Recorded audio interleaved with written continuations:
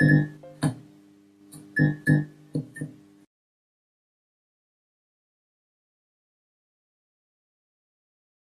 Guys, ఎట్లా రువ్వారా? నేను కూడా మస్తున్నా. సో ఇవాళ నేను ఎక్కడికి వస్తున్నా తెలుసా? పుష్ప 2 తగ్గేదేలే.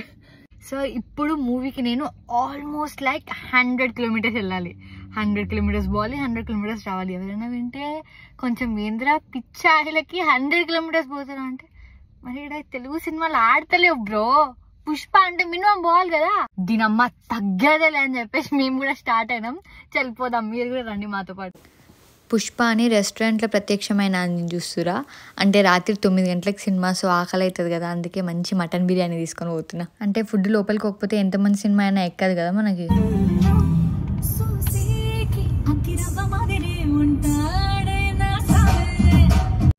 సో టైం లేక జల్దీ కార్లోనే పోయేటప్పుడు తినేసిన మటన్ బిర్యానీ. ఎంత బాగుండే తెలుసా, అంటే కొంచెం బిర్యానీ రైస్ మీద మటన్ కర్రీ వేసినట్టుండే, బట్ స్టిల్ చాలా బాగుండే. అంటే కొంచెం ఘాటుగా మన తెలంగాణ స్టైల్ లాగా అనిపించింది.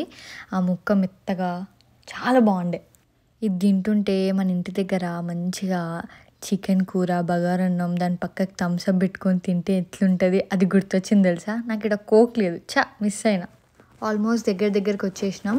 అయితే నాకు ఈ ట్రిప్ మొత్తంలో నాకు ఆల్మోస్ట్ అరౌండ్ $100 అయింది. అంటే 6000 రూపీస్.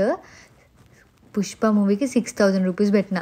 ఇదంతా ఆలోచించుకుంటూ వెళ్తే ఈ కాప్ మా వెనకాల వచ్చిండు. ఏం భయమైంది తెలుసా, ఈడ మమ్మల్ని ఆపుతాడో ఇక మాకు ఫైన్ వేస్తాడో అని. ఇక్కడ మామూలుగా ఇయర్ ఫైన్లు తెలుసా, అంత భయమైంది. జస్ట్ మిస్ పక్క నుంచి వెళ్ళిపోయాడు అంతే. దెబ్బకి బండి పక్కకు ఆపుకున్నాం తెలుసా. ఫైనలీ థియేటర్ దగ్గరికి అయితే చల్లో ఉందిరా బాబు. బయట లొకేషన్ బాగుందని కొన్ని వీడియోలు తీసుకున్నా, కానీ చలి మాత్రం సంపింది అసలు. -6 ఉండే. ఎవరు రాలేరు. ఫస్ట్ వచ్చి మేమే నిల్చున్నాం. ఇగో ఇడేమో డోర్ ఓపెన్ చేస్తలేడు. చలి కొనుక్కుంటే చచ్చిపోతున్నాం. సీట్ల కోసం మురుకుతున్నారు అయ్యా, సీట్ల కోసం మురుకుతున్నారు.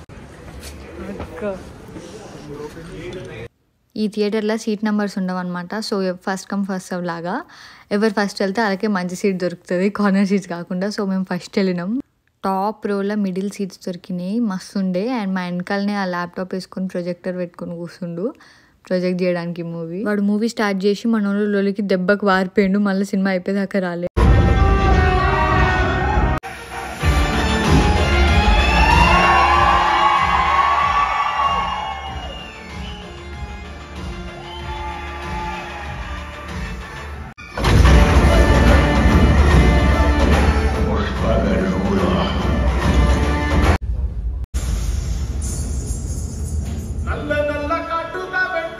పాట మస్తుంది కదా, కానీ అట్లనే పెడితే నాకు కొంచెం కాపీరైట్ పడుతుంది. సినిమా వాళ్ళు కాపీరైట్ వేస్తారు, సో అందుకే తీసేసిన.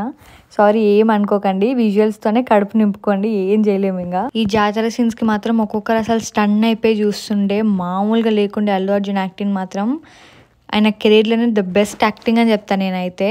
47 days పట్టిందంట ఈ జాతర షూట్ చేయడానికి. అప్పటి వరకు మూవీ ఒకలాగా ఉంటుంది. ఈ ఒక్క జాతర సీన్తోని అసలు మూవీ ఒక హైకి వెళ్ళిపోతుంది. ఓకే నేను డిస్టర్బ్ చేయను, చూడండి.